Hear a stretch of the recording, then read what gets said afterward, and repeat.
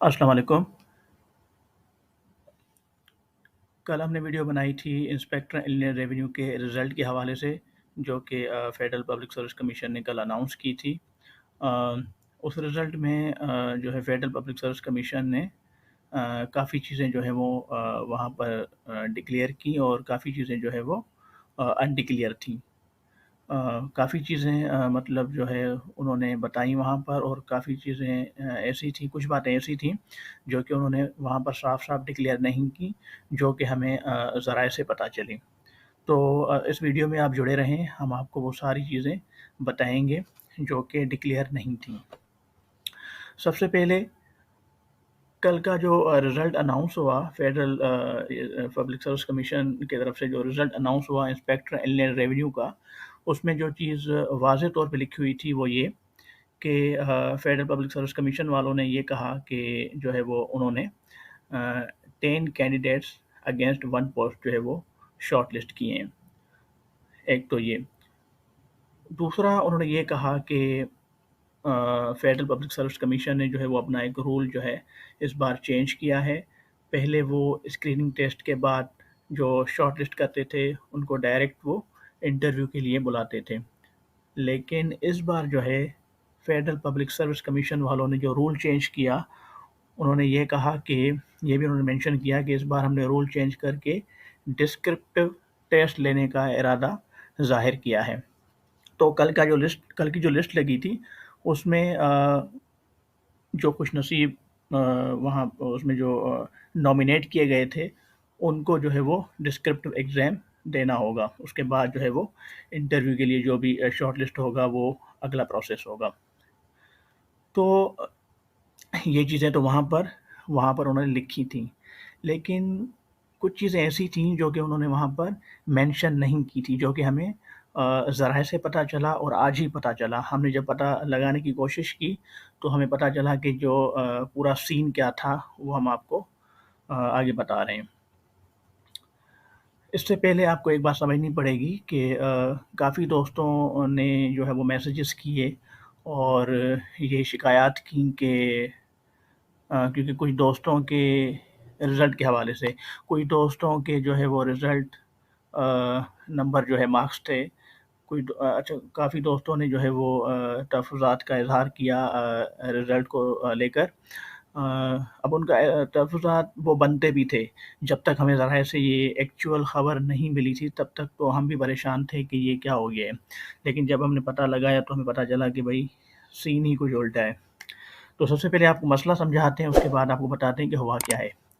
तो काफ़ी दोस्तों के मैसेजेस आए, उन्होंने कहा कि भई एक ने कहा कि भई मेरे नंबर जो है वो 56 हैं, एक ने कहा मेरे 63 हैं, मेरा नाम नहीं आया, दूसरे ने कहा मेरे 67 हैं, मेरा नाम नहीं आया।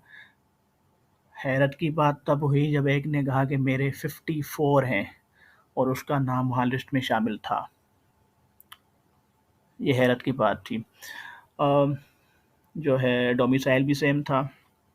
डोमिसाइल का भी कोई इश्यू नहीं, डोमिसाइल भी सेम था, लेकिन एक के नंबर जो है वो 66 थे, उसका नाम नहीं आया था, और एक के जो है वो 54 थे और उसका नाम उस लिस्ट में था, जो कि उसने दिखाया बाकायदा।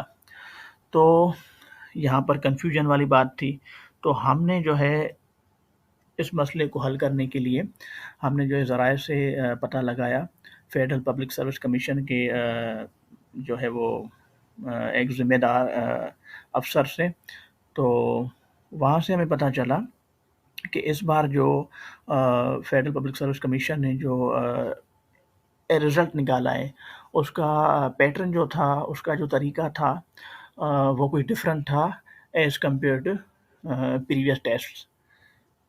वो कुछ यूँ था कि इस बार जो फेडरल पब्लिक सर्विस कमीशन ने अ, रिज़ल्ट निकाला था, उन्होंने ये बताया कि इस बार जो है वो काफ़ी कैंडिडेट्स जो थे, वो पास हुए थे, काफ़ी। तो कॉम्पिटिशन ज़्यादा हो गया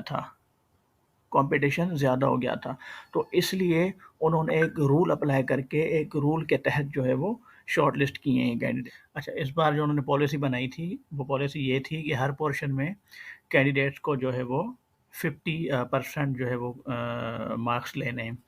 فار ایگزامپل جیسے فنکشنز آف FBR تھا، sale tax act 1990، income tax ordinance 2001 اور فیڈرل ایکسائز ایکٹ، ٹھیک ہے، اور دوسرا پورشن تھا انگلش۔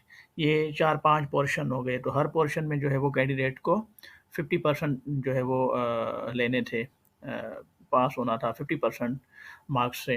تو اب جس کینڈیڈیٹ نے انگلش میں 20 سوال تھے، اس کے 10 سوال صحیح کیے، اور فیڈرل ایکسائز ایکٹ جو ہے اس میں آئی تھنک 15 تھے، تو اس کے ساتھ 8 سوال صحیح کیے، اور انکم ٹیکس آرڈیننس کے جتنے بھی تھے اس کے 50% صحیح کیے، اور سیل ٹیکس ایکٹ جو تھا اس کے 50% صحیح کیے، فنکشنز آف FBR اس کے 50% صحیح کیے۔ تو جو 50% ہر پورشن سے پاس کر رہا تھا، تو اس کا جو ہے وہ نام جو ہے وہ شارٹ لسٹ کیا گیا ہے کل والی لسٹ میں۔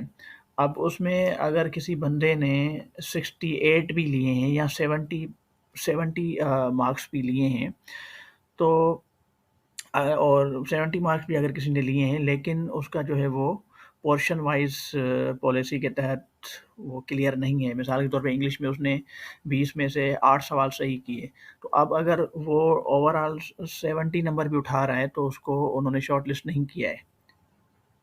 I hope you understand. تو اس طریقے سے، تو اسی طریقے سے کافی جو ہے وہ کینڈیڈیٹ پریشان ہو گئے کہ کسی کے جو ہے وہ 68 تھے وہ نہیں ہوا شارٹ لسٹ، اور کسی کے 54 تھے وہ شارٹ لسٹ ہو گیا۔ تو انہوں نے جب ہم نے بات کی، پتہ لگایا، تو انہوں نے یہ کہا کہ ہم نے جو اس بار جو ہے وہ کافی جو ہے وہ کینڈیڈیٹس پاس ہو گئے تھے، تو کمپٹیشن زیادہ ہونے کی وجہ سے ہم نے جو ہے یہ پالیسی اپنی چینج کر دی ہے۔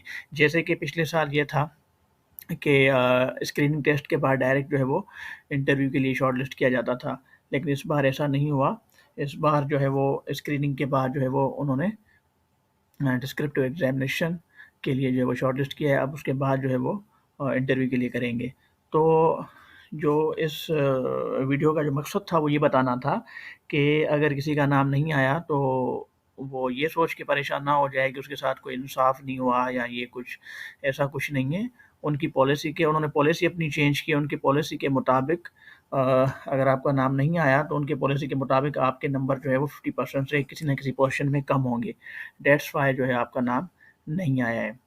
تو امید کرتا ہوں کہ آپ کو یہ جو ہے وہ ہماری ویڈیو، انفارمیٹیو ویڈیو جو ہے وہ پسند آئی ہوگی، اور جڑے رہیے اس قسم کے جو ہے وہ اور مزید ویڈیوز کے لیے، انشاءاللہ ہم آپ کو اپڈیٹ کرتے رہیں گے۔ Thank you so much.